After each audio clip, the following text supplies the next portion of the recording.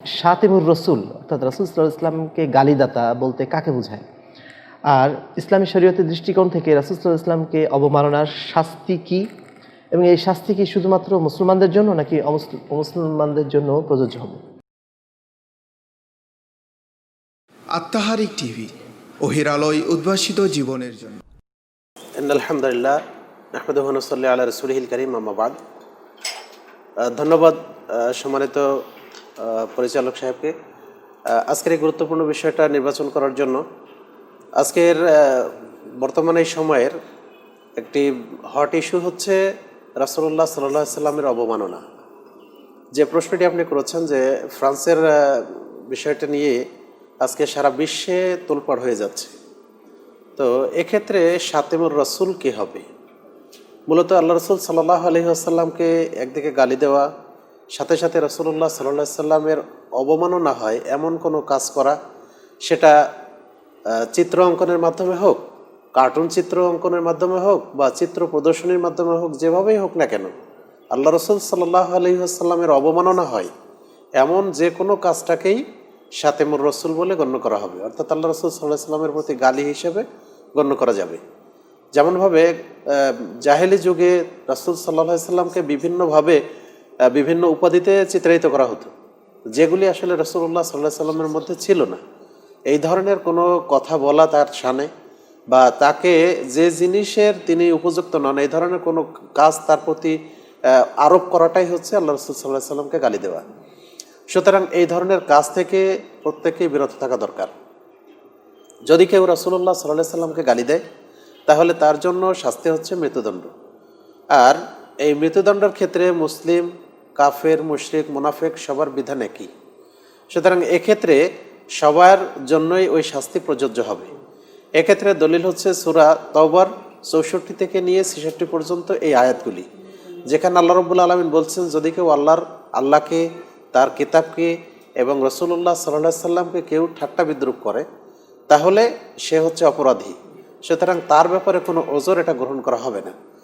তো যেহেতু তা রাসূলকে ঠাট্টা বিদ্রূপ করলে এটাই শাস্তির যোগ্য অপরাধ হয়, সুতরাং সেক্ষেত্রে যদি রাসূলুল্লাহ সাল্লাল্লাহু আলাইহি সাল্লামকে গালি দেওয়া হয় তাহলে সেটা আরও বেশি এক্ষেত্রে শাস্তিযোগ্য অপরাধ হবে।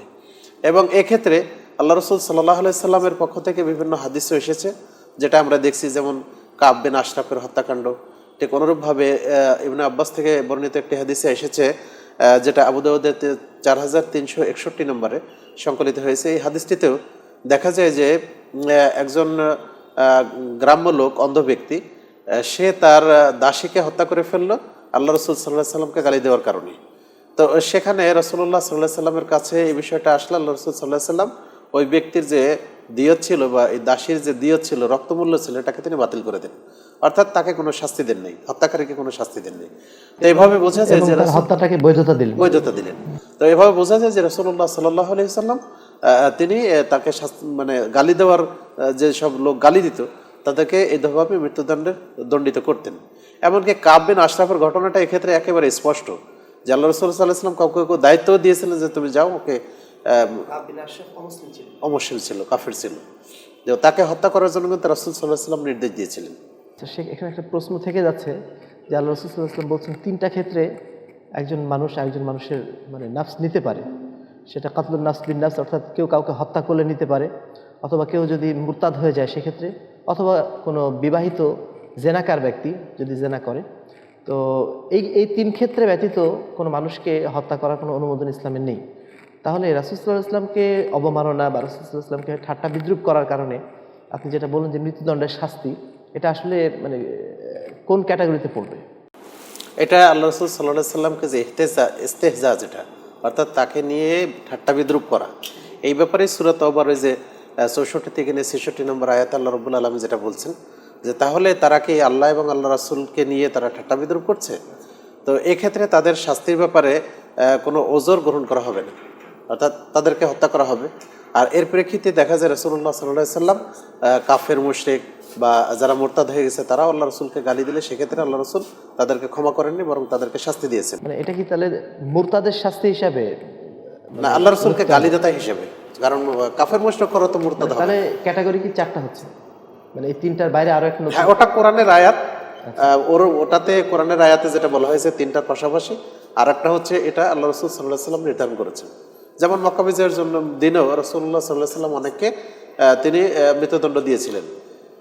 তো সেজন্য আমরা দেখতে পাই যে এই কারণেও কাউকে মৃত্যুদণ্ড দেওয়া যেতে পারে, শাস্তি দেওয়া যেতে পারে। এবং শেখ ইবনে তাইমিয়া উনি বোধহয় তার আস-সারিম আল মাসলুল যে একটা প্রসিদ্ধ গ্রন্থ, সেখানে সম্ভবত এ বিষয়ে ওলামায়ে কেরামের ঐক্যমত তিনি উল্লেখ করেছেন। হ্যাঁ, তিনি ঐক্যমত উল্লেখ করেছেন যে এই ব্যাপারে ওলামায়ে কেরামের মধ্যে কোনো দ্বিমত নাই যে আল্লাহ রসুল সাল্লাহ সাল্লামকে যে গালি দিবে তাকে শাস্তি দিতে হবে, এই ব্যাপারে কারো কোনো দ্বিমত নেই।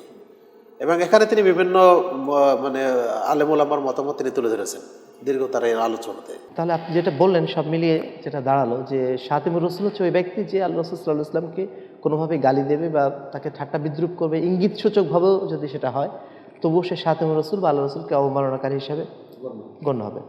আর ইসলামে যেটা শাস্তি আপনি বলেন সেটা মৃত্যুদণ্ড। এ বিষয়ে ওলামায়ে কেরাম সবাই একমত। এবং মুসলিম অমুসলিম, সে মুসলিম হলেও যেমন অপরাধী হবে, হত্যাযোগ্য, একইভাবে একজন অমুসলিমও মুসলিম রাষ্ট্রে যদি থাকে সে তাকে মৃত্যুদণ্ড দেওয়া হবে এই ধরনের অপরাধে।